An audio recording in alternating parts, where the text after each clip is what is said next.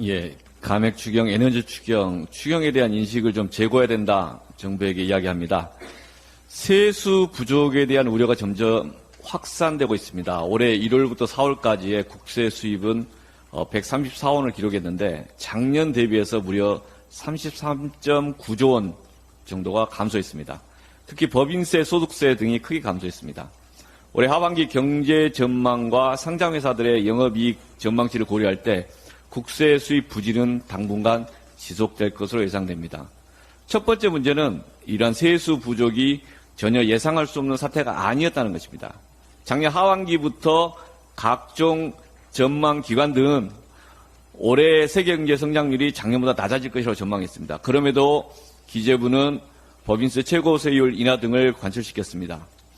감세를 주장하면서도 기재부는 작년 8월 기준으로 해서 올해 국세 수입을 작년 대비 4조 원 더 증가하는 400조 5천억 정도를 전망했습니다. 그리고 이를 예산에 반영하였습니다. 올해 초부터 세수 부족에 대한 우려가 제기되었지만 기재부는 올해 4월 25일 보도자료를 통해서도 올해 세수 전망을 재추기하기에는 이른 시점이다라고 하면서 제대로 해명을 하지 않았습니다. 뒤늦게 사태의 심각성을 인지하면서 최근에는 앞으로 8월경에 공식 재추계를 발표한다라고 답변하고 있지만 작년부터 지금까지 세수 추계에 대해서 한 치 앞을 제대로 평가하지 못하거나 내다보지 못하는 무능함에 대해서 지적하지 않을 수 없습니다. 두 번째 문제는 관료들이 임의로 예산을 변경하려고 하는 것, 그거 용납할 수 없다는 점입니다. 재정의회에 따라 국가의 재정에 관해서는 국회 승인을 받아야 합니다. 대규모 세수 결손이 발생한 상황에서 국회의 세입 경정을 통해 세입 예산을 축소하거나 변경하고 적자 국채를 발행하든지 해야 합니다. 과거에 세수 결손이 크게 발생했을 때는 세입 경정을 통해 세입을 조정했습니다. 그런데 추경호 부총리는 연내 재정 집행이 제대로 되지 않을 사업을 관리에 대응해 나갈 것이다 라고 말하고 있습니다. 그러면 알아서 불용 처리하겠다라는 거 아니겠습니까? 관료가 예산을 호주머니 돈처럼 어떤 거 쓰고 어떤 거 쓰지 않겠다 마음대로 하겠다는 거 아닙니까? 국회의 동의 없이 예산을 변경하는 거 오만한 태도이고 용납할 수 없는 것입니다.